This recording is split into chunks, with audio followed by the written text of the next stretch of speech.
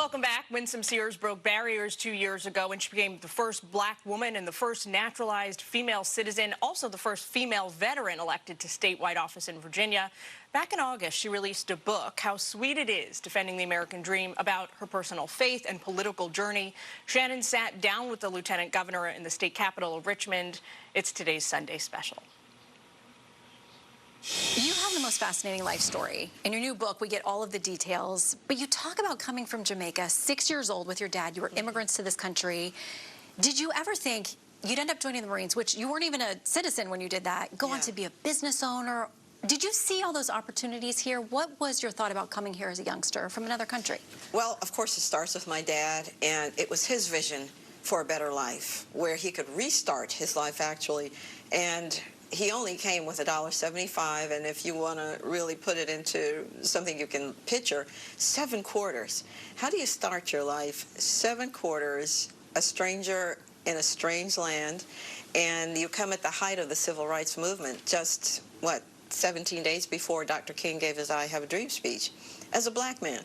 And first of all, you applied to come. You begged to get into the country. So with his vision, of course, it led to my coming. He came and got me after he had stabilized himself, and now here I am. And so I'm not even first-generation American.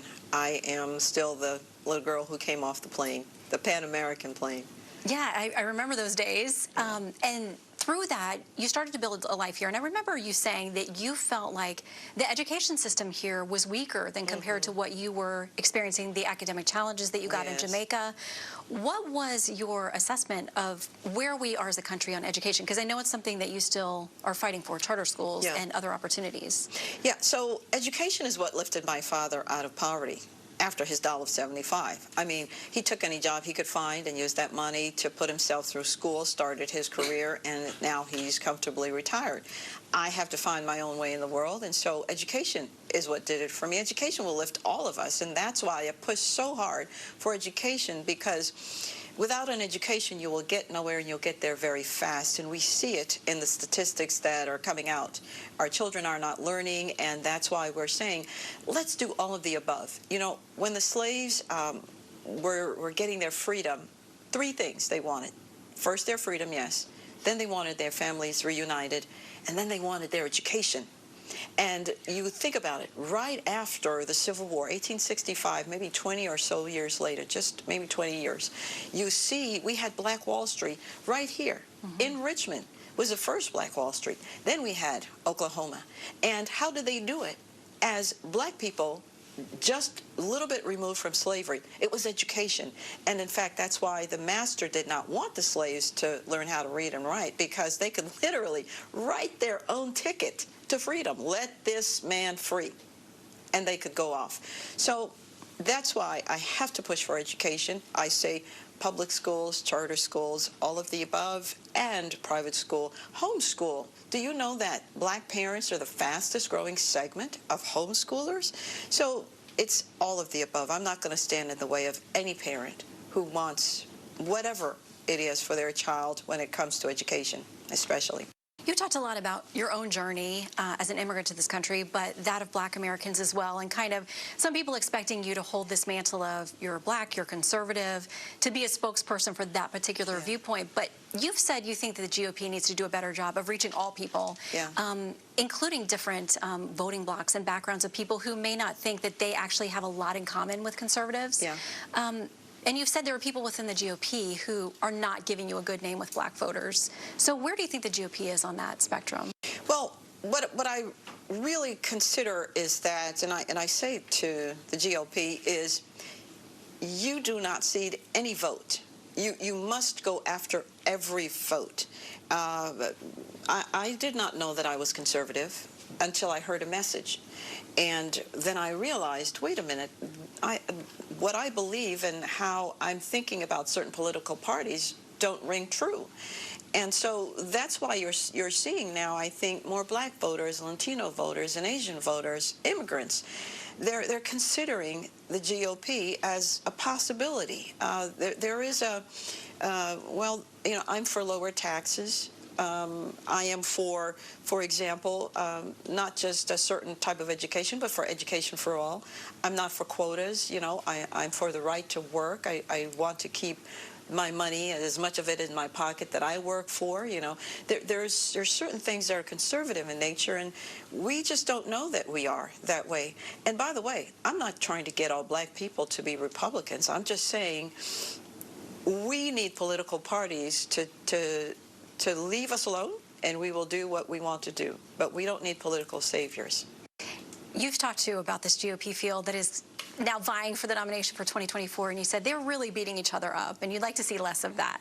You've also talked openly about President Trump and said that you don't think it's good for the country for him to run again, but it looks like at this moment, unless something changes, he's probably going to be the GOP nominee. What does that mean for the party and more broadly for the country, if he is? Well, I am considering, again, that I could not support President Biden.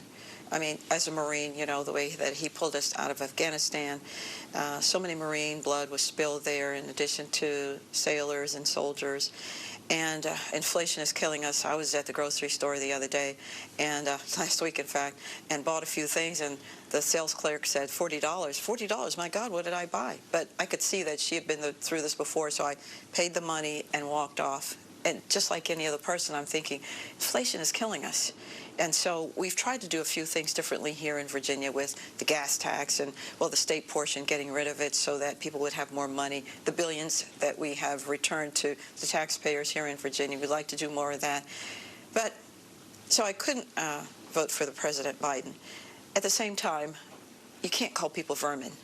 You know, you can say that they're evil. You can say that, you know, they're divisive, some other things, but you can't call them vermin. And I'm a Christian first, before I'm anything else. And I don't want to be a stumbling block to anyone. And so the Apostle Paul said, well, he said, when I was a child, I spake like a child. I acted like a child. But when I became a man, I put away childish things. That's what I'd like to see. And equally, I did not agree with Hillary when she said that certain of us were irredeemable. We're not irredeemable. What we want is less drama. What we want is for the country to heal, because you see what's going on around us, and we need someone who can bring us together. And a lot of folks are having that conversation about Virginia as well. Obviously, Governor Youngkin is going to be term limited with one term here in Virginia. You and he both have said, when you're asked about your future, let's get through these elections here in statewide elections in Virginia. Those are over. Did score the big wins that Republicans had hoped for. So first of all, the question is, why do you think that's the case? And secondly, what is your political future with those now behind you? Yeah, so I am always saying that the way forward is forward. There's nothing back there. We can learn from it and move forward.